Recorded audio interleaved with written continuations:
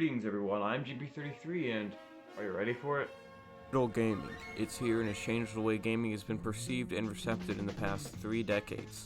You see, digital gaming offers the experience of buying a game from the comfort of your own home and not having physical media taking up space in your house.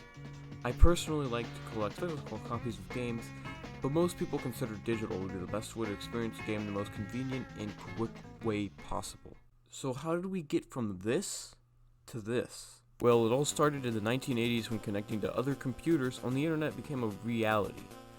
Well, GameLine was one of the larger services used in the early days. And, get this, it was on console.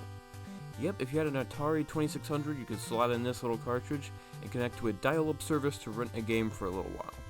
But as the video game crash of 1983 started occurring, this service lost most of its users and had to shut down. Of course, though, the Nintendo's disc writer kiosks were groundbreaking as they allowed people to get games at a sixth of the cartridge price. Though the disc system was required in its early days on the Famicom, and that would be at a higher upfront cost in general. But in the long run, it would have paid off. Now in the 90s, the internet finally became widespread and easier to access. Of course, some of the most well-known services were Nintendo's Satellaview and Sega's Mega Channel. These, as you probably know, were services that connected you to a satellite network to download games and view events. Though the Nintendo 64, for instance, actually did have a bit of a network delay feature on a couple of games, but these were only ever included with games that actually had a Ethernet port built in, or I guess I should say phone modem for the time. Of course, consoles didn't really have network hardware easily accessible for them, but computers, oh boy, computers had tons of expandability. Need to use the internet? Just buy a card. Need to get some sound from your computer? Just buy a card. Want to suffer hearing loss? Just buy a card. So thanks to all that expandability, digital games were a lot more prevalent on computers. Most of the earlier services were actually on bulletin boards, which were kind of like chat rooms on the early internet. Developers would upload demos and eventually full games that you could purchase to them.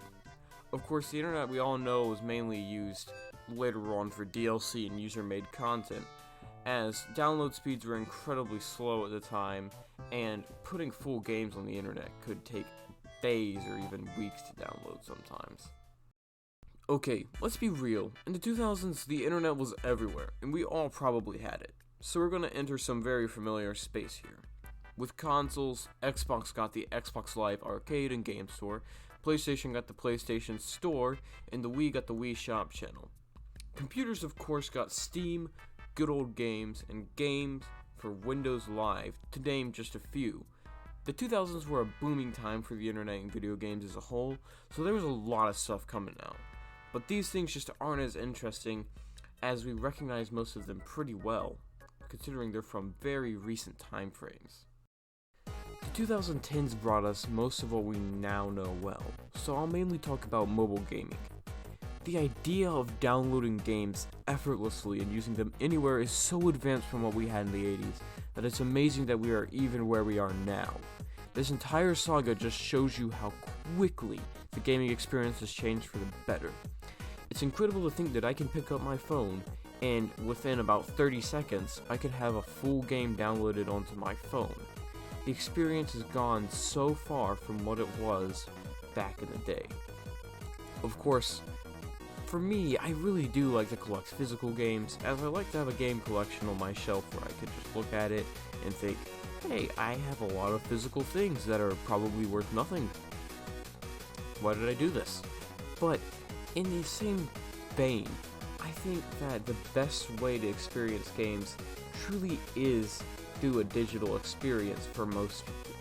While digital may be seen as just trying to get money out of people by trying to eliminate the physical games market, and yes, it does take out a lot of the physical games market, it's really a revolutionary thing that I believe if we just put more work into it, it could eventually be an amazing thing. waiting for really long download speeds right now can take so much enjoyment out of it, but it sure does beat having to go to a store and talking to people. Well, since now digital content is the norm, I guess I don't have any reason to own physical games. But Sonic!